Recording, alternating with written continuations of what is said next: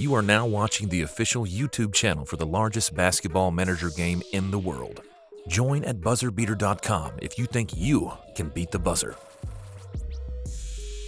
What is going on, everyone? Welcome back to Bubbles Buzzer Beater, the official Buzzer Beater YouTube channel. I am back here with another guest, and we're going to talk about some very interesting things today, primarily some of the recent changes to the game engine and how skills kind of impact ratings and how offenses work. So I am here with Coco. He is a first-time addition to the YouTube channel, but I'm very excited to get him on. He was a longtime Buzzer Beater OG manager, and now he has a new team, just like I had a new team. But Coco, how are you doing? I'm well. Thank you for the introduction. Yeah, I'm excited. It's I've actually, been away from Buzzer Beater for 9 years and then coming back. It's got its own kind of charm. I'm trying not to get as enthralled as I was into the game as when I started, and so try to sort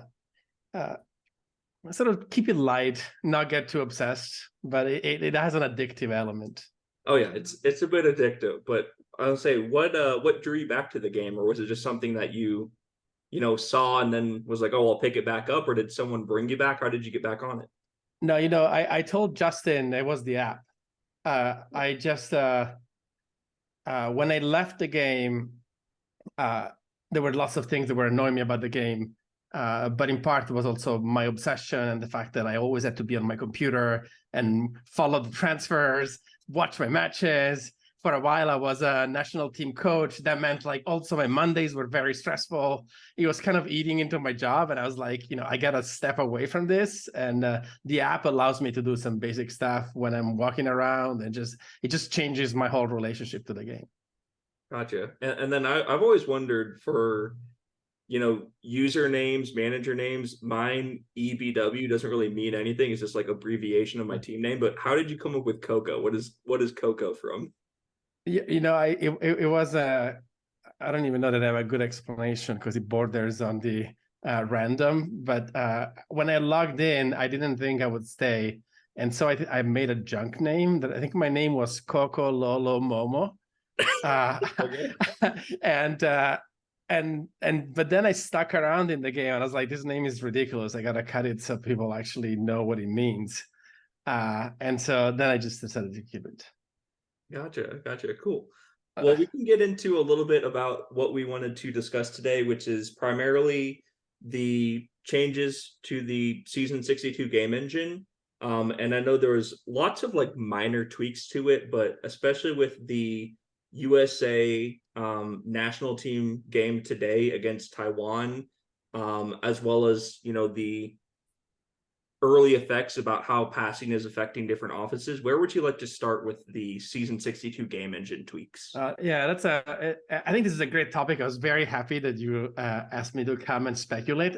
Maybe the point where I want to start is that none of us really knows how the game engine works. And that's the beauty of it. Exactly, and that's the beauty of it. So a lot of what I'm going to say, I might say it with confidence, but truly it's speculation, right? So, or informed speculation. So maybe the point to start for me is the which skills in the game are most and least affected by the change. There is something in Buzzer Beater which I like to call the outside defense choke, where at some point, really, I remember maybe around season 10, when the first thing that people realized was that look inside was the most powerful tactic. And then people started realizing, oh, but a really, really elite outside defense chokes look inside. And so there were these teams, I'm talking about all teams, the Heathens, and then Silverbacks, who was also back to the game. But these teams specialized in having these choking outside defenses. And I feel like even now that I've come back to the game, almost, I think 40 seasons after I left it, because I think I left in season 22, the outside defense was still kind of the dominant skill, even though it's kind of no longer true the look inside is the only skilled king in the game. I remember, sorry, skill, I meant it's the only tactic king. Yeah. I remember you did your offense tiers on this channel here, so just to go a connection back to a previous episode. And I remember, so look inside is still at the top, but it's no longer far and above the only viable tactics for high impact games. This GDP has changed everything. So I actually think tactically it's a much more interesting game than it used to be. Yeah, no, and on top of that too, like I might have to make another one of those soon, because if the isolation offenses and different offenses are better now that passing's been affected, it's going to be interesting to see. That's right. What people are testing with, but continue. Yeah. No, so sorry. I'm taking a very big picture approach to this. If that's okay with you, you can always cut me. You know. No, you're good. So I was thinking, there's been all this time where first look inside was so dominant, then there were steps taken to reduce the dominance of look inside. But even sort of the game that I've just rejoined is a game in which outside defense is king. It still strikes me as the most important skill in the game. And so I think this tweak on passing is meant to affect that. And the way to think about it for me is they have increased the number of assisted shots, right? So if you look at the match viewer, there's really two kinds of shots that a team takes. I know that you know this, but it might be that your viewers don't notice, or I haven't, because actually I was told this by maybe once at some point earlier when I was playing, that there's two completely different shots in the viewer. One is the defended shots, and one is the undefended shots. And basically all the undefended shots are also assisted, and the defended shots are not assisted. So there is a tight correlation between being assisted and being undefended.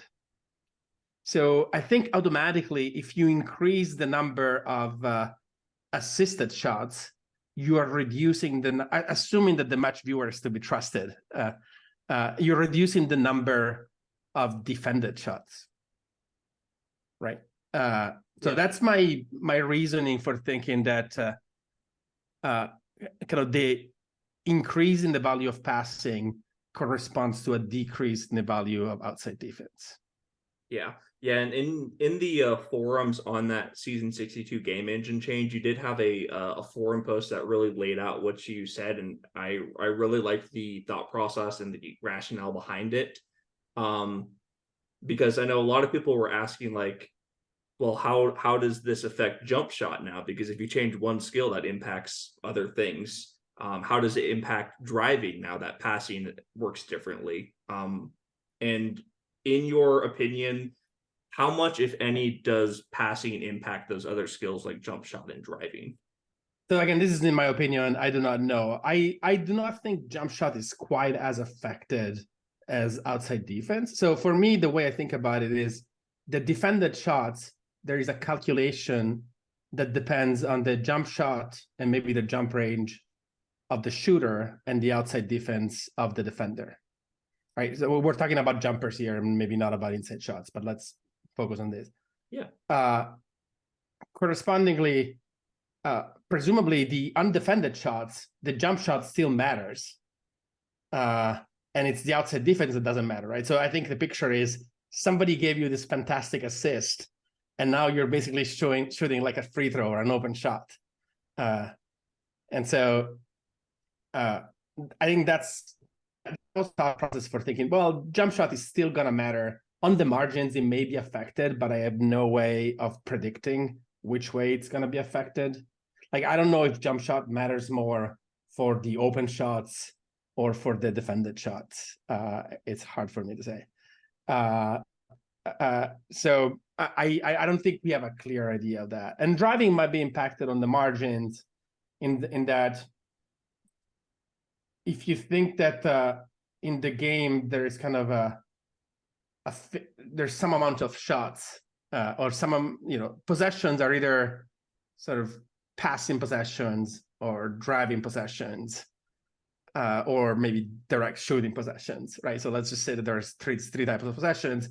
Presumably, if you increase the number of passing possessions, there's going to be fewer driving possessions, I guess. But I'm not confident about that, as instead I am about the other point about outside defense being the skill that's most impacted on the negative.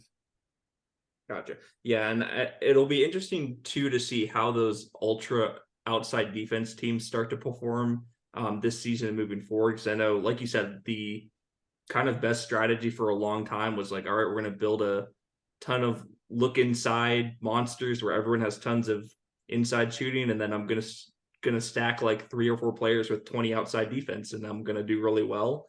Yeah.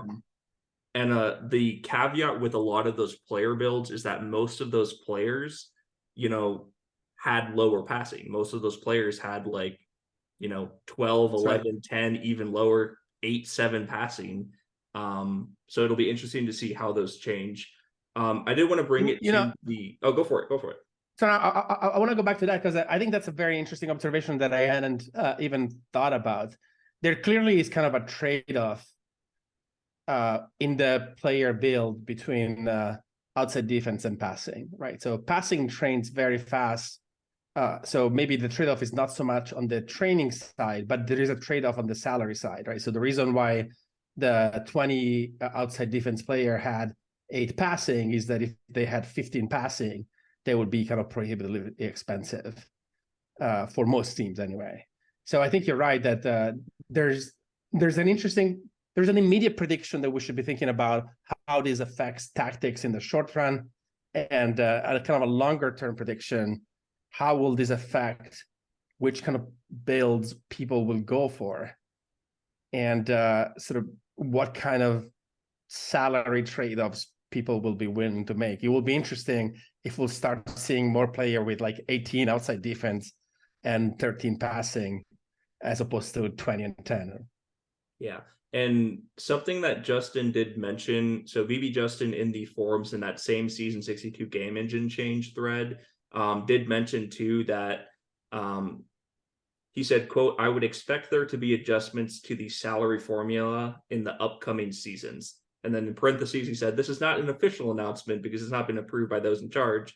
But I imagine Justin's done such a good job with the game and kind of revamping it that the salary formula change would make sense, especially with the changes to, passing as a whole." But yeah, I think the salary conundrum is very interesting, especially in the immediate seasons before that, potential formula changes in place, because now it's like, all right, well, what am I valuing? What am I prioritizing over one thing or another? While we are in speculation territory, I'm going to ask you a question. I'm going to turn it around. Do you think he means that players will become more expensive or less expensive? I think he means certain skills will become more expensive and certain skills will become less. That's what I think. Gotcha. The gripe or the complaint for a long time in BuzzerBeater is like jump range and passing are so expensive, and rebounding's pretty expensive. Whereas you can train someone with like 24 outside defense and 22 jump shot, 22 inside shooting, and it's not that expensive.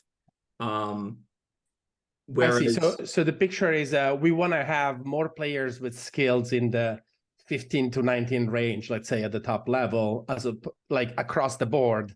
Like, so you have the player that has 15 jump range, 18 outside defense, and 15 passing, as opposed to a player with 24 outside defense, 10 passing, and 10 jump range. Yeah, I think more balance across the skills in general makes sense. So I think that would be, in my opinion, what's a most proficient process in terms of, all right, these skills are all relatively equal, and salary-wise, they're relatively equal. And it's never going to be exact, and you can't expect it to be exact. But I mean, the part of the reason why Look Inside became such a monster in the early stages of BuzzerBeater before game day prep and like game engine changes is because it was so cheap to train inside players. And if you tried to train a guy to 20 jump range ever, people would be like, dude, what are you doing? Are you a psycho? So it's like in the immediate future, if there's salary formula changes, I'd be curious to see how many people are going with different builds, because we've seen it a lot with like the shot blocking bigs, where it's like, all right, my player's going to have like 4 or 5 inside shooting, but he's going to have 20 inside defense and 20 shot blocking, and their salary is relatively cheap. So it's also interesting to see where I think some players who are cheaper now might become slightly more expensive, and some player builds that are way more expensive might become cheaper based on changes. So I think balance across the board is good. That's fascinating. Can I hit one thing that I've looked at before this conversation? Yeah, go for it.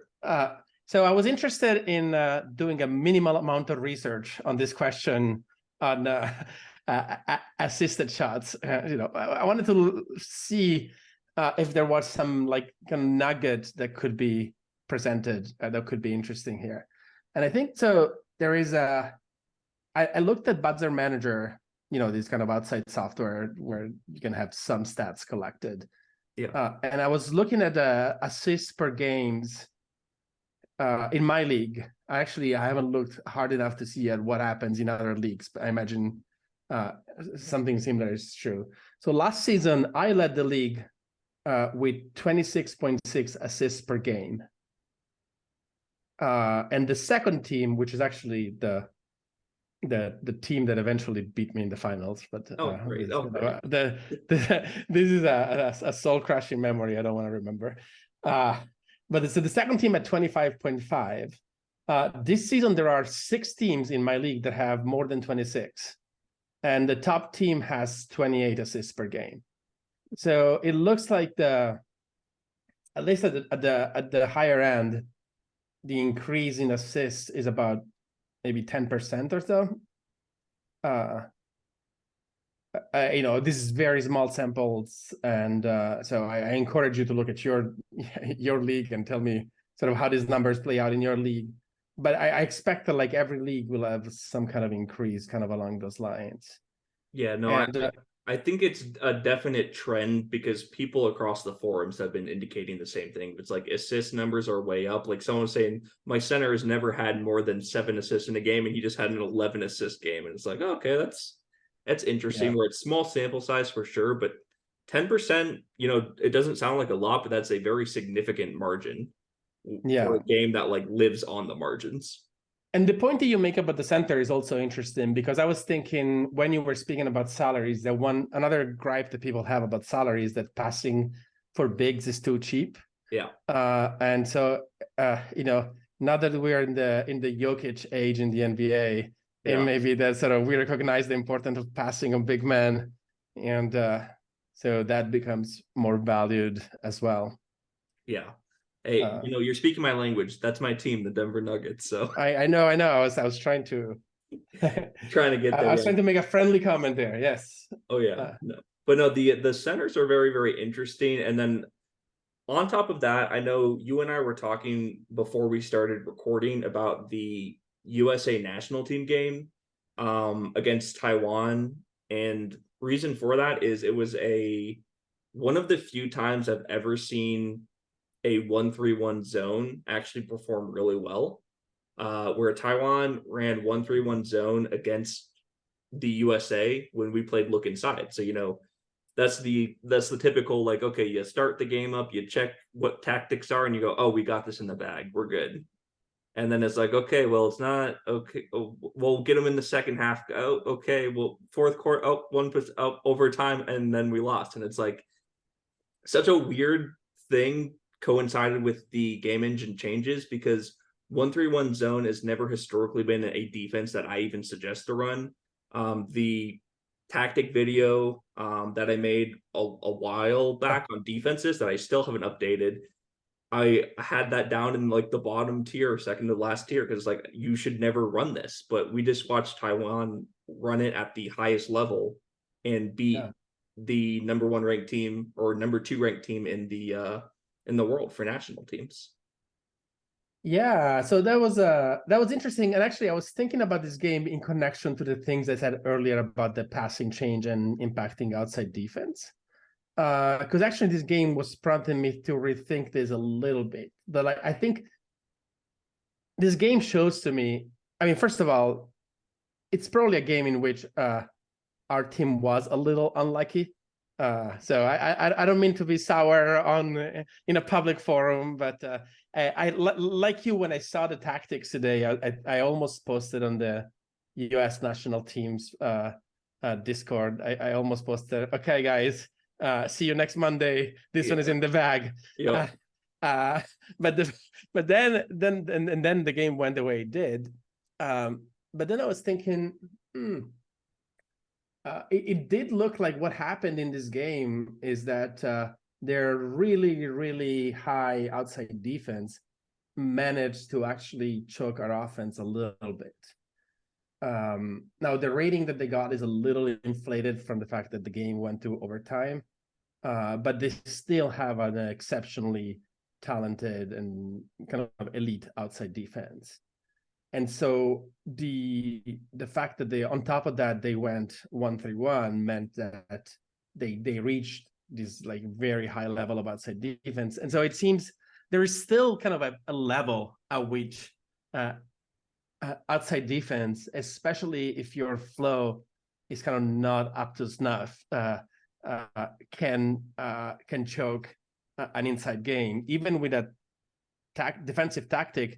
Then in the face of it is as problematic as 1-3-1, right? Because the traditional problem with 1-3-1 is that, well, you do it and that every inside shot is going to be a bucket, and then you don't get a rebound. But actually, that kind of didn't happen today. And so, anyway, that's a game that I wanted to mention because I think it should be on our radar. Another game that I want to put on your radar. This is a surprise because we didn't talk about it, but I think you can probably put it on the YouTube video. Oh yeah. Afterwards, there was a kind of a crazy game in my league. I don't know that I can share it with you right now, but I'll describe it to you and you can put it up. Okay. There was a game between the Motor City Machines and Miami Heat 3. These are not two of the best teams in my league, but the game ended 156-154. And I don't think I've seen scores like this in BuzzerBeater outside of the All-Star game. Yeah. And yes, one team played run and gun and full court press. But usually when that happens, one team runs up the score on the other. But this one, they both score 150 points without going to overtime. This was in regulation. And so I'm wondering if maybe overall scores might end up a little bit higher. And so what we see here is kind of an outlier that shows you, well, actually, you can get scores even in normal games that just get a lot higher. I just don't remember seeing a game in which like the combined score was 310 points. Yeah, honestly, I just looked it up and found it, and that's wild. Looking at the points per 100 shots, every player essentially is above 120 except for yeah, exactly. It's just that, and also one of the two teams double guessed the other. And still the other team put up 154 points. So I have no idea what happened in this game. Yeah, and for anyone who's listening, I know a common thing for like high scores is like, oh, well, was it the first week of the season? Because I know a lot of players in 7-game shape can sometimes lead to higher scores. This was the third week of the season. So Correct. Game shapes were already kind of in place for teams. So that is a lot of points for a regular season game that's not an all-star game. And anyway, so I want to flag this, and also this led me into another question, which Justin's post on the forum did raise, which is how the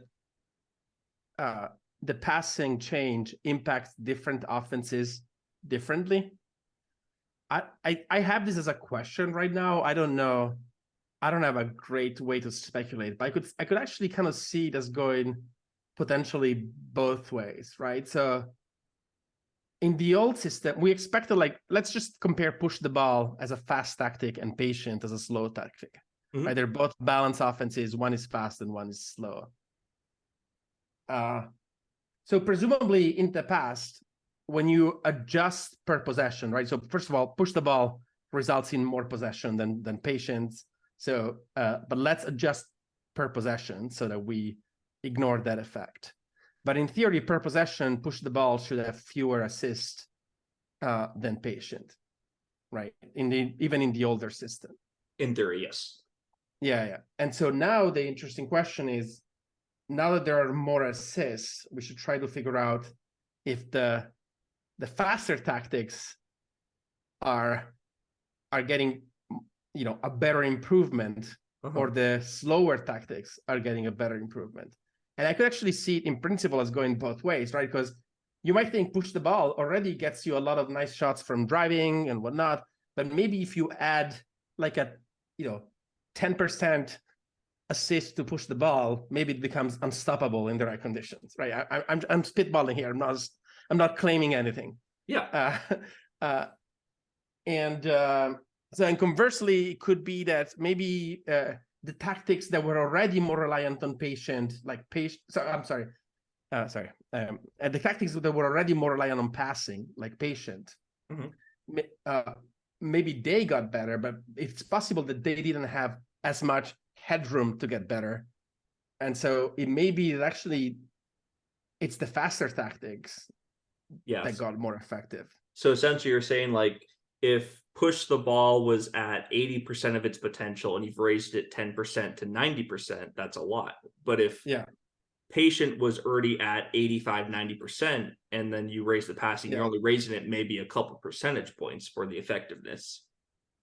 That's exactly what I'm saying. So I'm saying at least at this point, we should not assume that the tactics that were more reliant on passing are the ones that are going to benefit the most. Correct.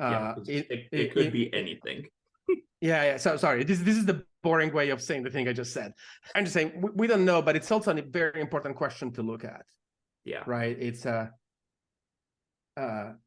and I'm connecting to this game because there's no reason why this Miami Heat team, which also happens to be the bottom feeder of my conference, should actually they're 0-7, having a rough season.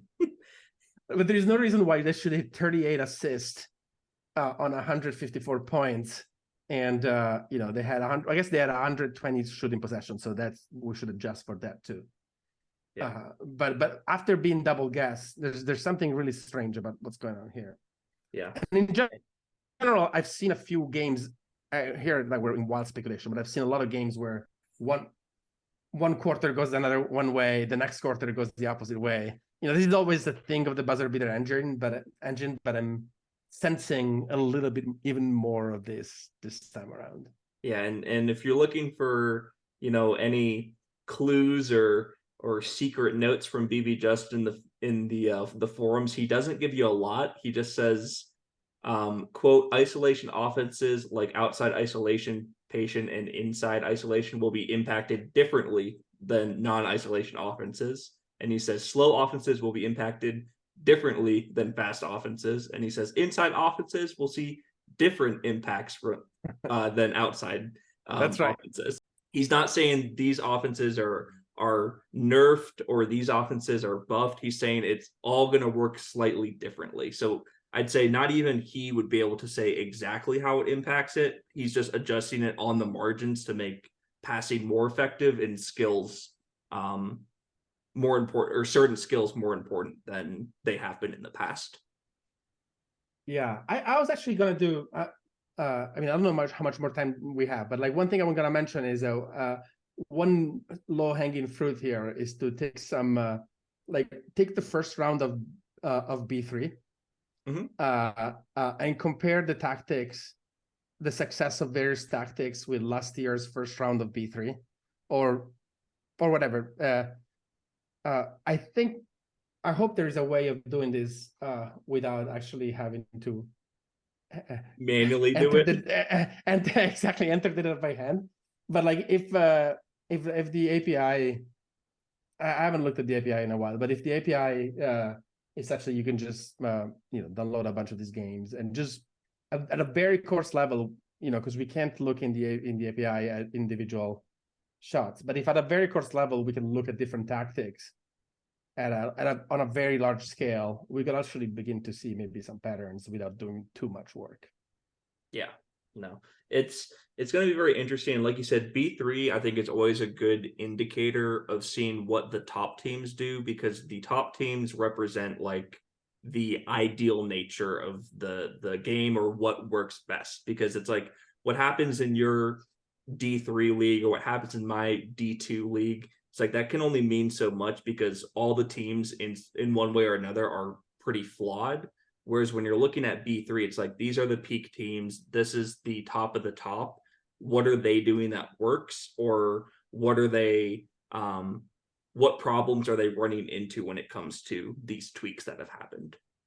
That's exactly right. And also, maybe not in D2, but like in D3, there is always maybe this season we don't have a team going bot. Maybe we do have a team going bot. There's Miami a Heat team might be going going bot. bot soon if they're 0-7. No, they're not. I don't think they're going down. But actually, well, anyway, you don't want to hear about my league. But there's some teams that are every league has some teams that are tanking or rebuilding. B3 instead tends to be a context in which everybody who's there in there is trying to win, and there are very few tankers in B3. So some of these variables that mess up some of these numbers might not be present. Yeah. Yeah, I'll say, what do you think?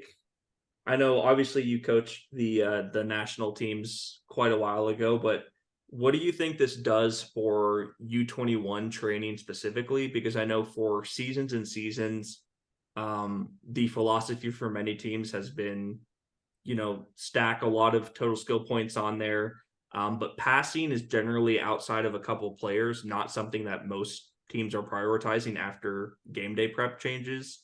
How do you think this potentially impacts how people train differently, both on U21 or national team level? And if the answer is I have no idea, I totally understand. I just wanted to see if you had. I want to say this thoughts. is a great question. This is a great question, and to some extent, I want to keep my thoughts within the USA community. Yeah. But maybe I'll say some things. I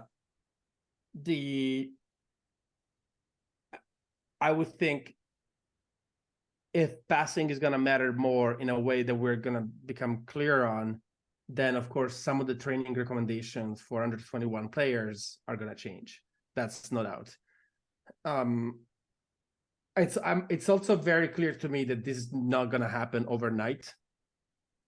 So Yeah, I don't think that as of next season or this season we'll start telling people, stop piling on the 1v1 training and just throw in a few weeks of passing.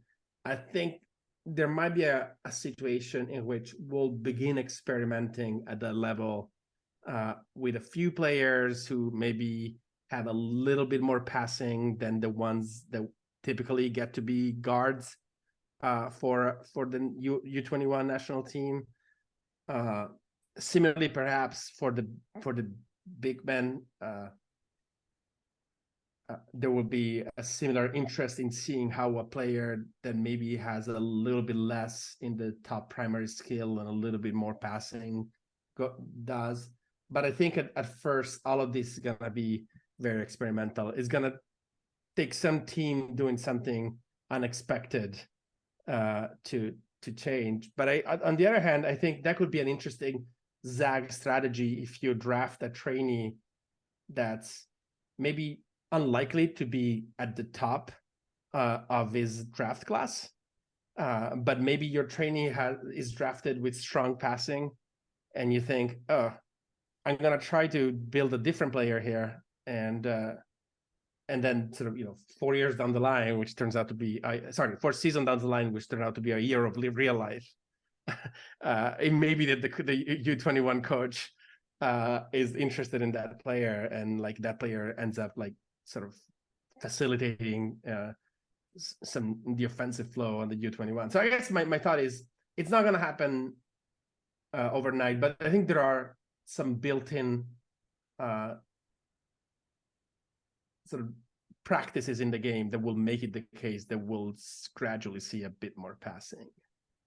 Yeah, no, I think so too. And I'd say on top of that, looking at how it impacts training, I know some people in the forums, the instant reaction to, oh, a change has been immediately made. Like, what if I haven't been training correctly for the new game engine the last like 4 seasons? Because there's a ton of people that, you know, take 2 years of real life or 8 seasons in BuzzerBeater training a player for the national team. Yeah. And then, you know, this bomb kind of drops and it's like, okay, well, everything's been tweaked a little bit. And it's like, okay, well, what does that mean for my player that I put 2 years of training into? I'd say, is there any concern or condolences for them if they potentially didn't train optimally, or is it just kind of like, well, you got to adjust, and things change in BuzzerBeater now constantly, which I like. Yeah, I agree. I mean, to some degree, I will say maybe Justin is my hero. So, Yeah. but to some degree, I sympathize with these concerns, right? So you might think, well, I spent all this time, you know, I spent 2 years of real life building this little Pokemon, and now, like all of a sudden, it's the value of this object is changed. But I also think to some extent this reaction is a little bit an exaggeration, in that the players that were valuable before, they're still valuable. And it's not like before we were encouraging people to have like 4 passing or something like this.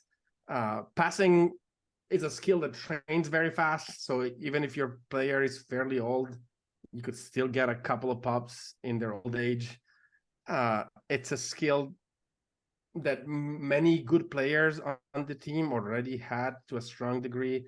Last season, I made the finals of my lowish league right now, admittedly, by basically having a team that had at least 8 passing at every position, which was actually kind of a new thing for me because, you know, back in the old day when I used to run those look inside teams, my big man, they all had like, you know, donkeys. Atrocious passing. Yeah, they were donkeys. I love this term that didn't used to exist at the time with the donkeys. My players were very much donkeys. Yeah. My big men were very much donkeys.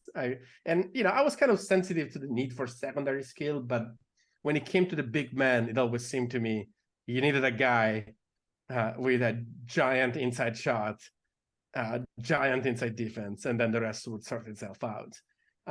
And so, but I think already some things were changing, and as I said, the I don't want to meander in answering to your question.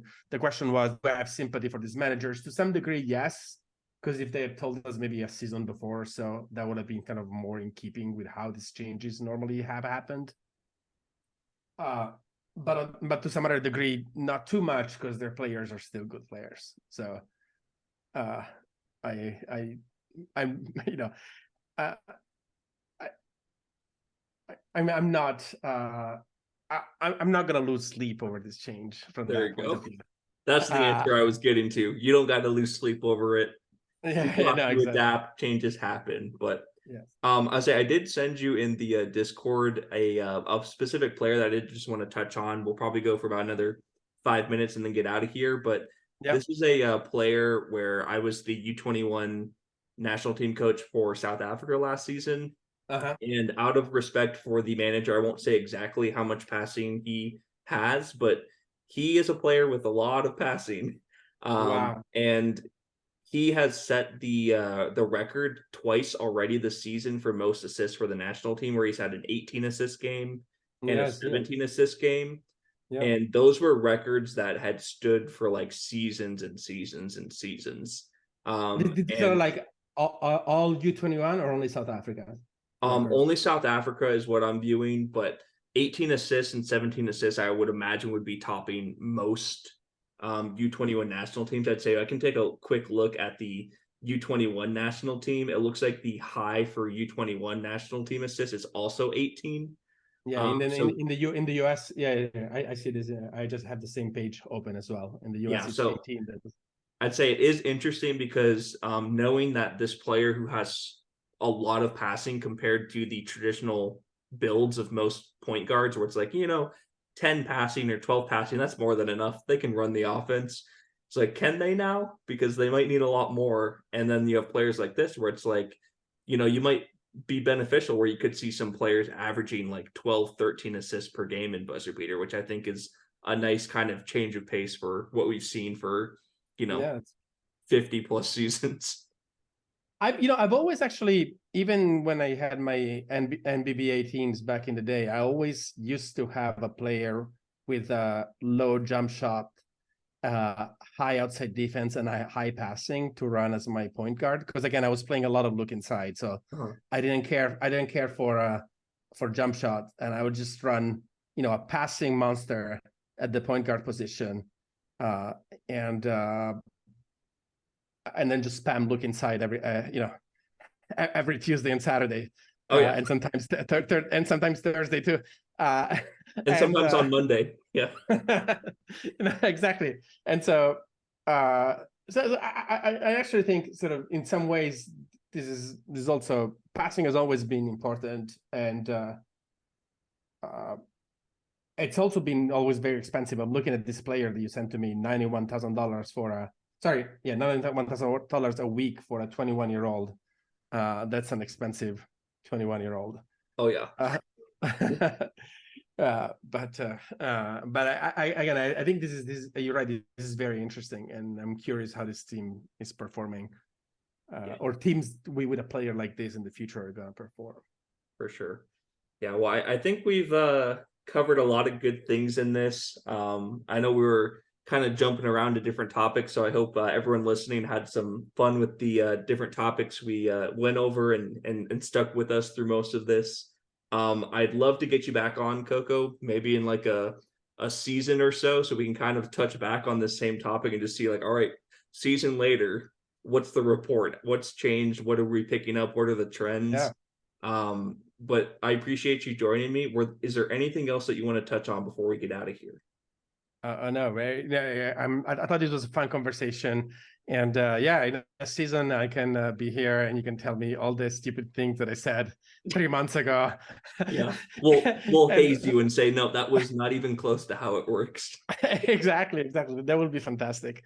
One more thing that came to my mind that I realized is that I said one place to look at is B3, but maybe an even better place to look at is private leagues, because they said in the announcement that private leagues have an even stronger version of the effect.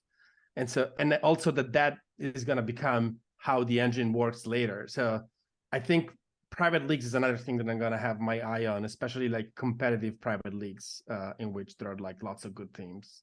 Definitely. So I'm going to be scouting private leagues with like NBBA teams in them, and so there you go. What they're doing. I'll say Coco with the cheat codes. Check the private league matches for top teams, and you'll know how this new game engine is working. All right, thanks, Coco. I appreciate it. All right, bye. Thank you very much. This is fun.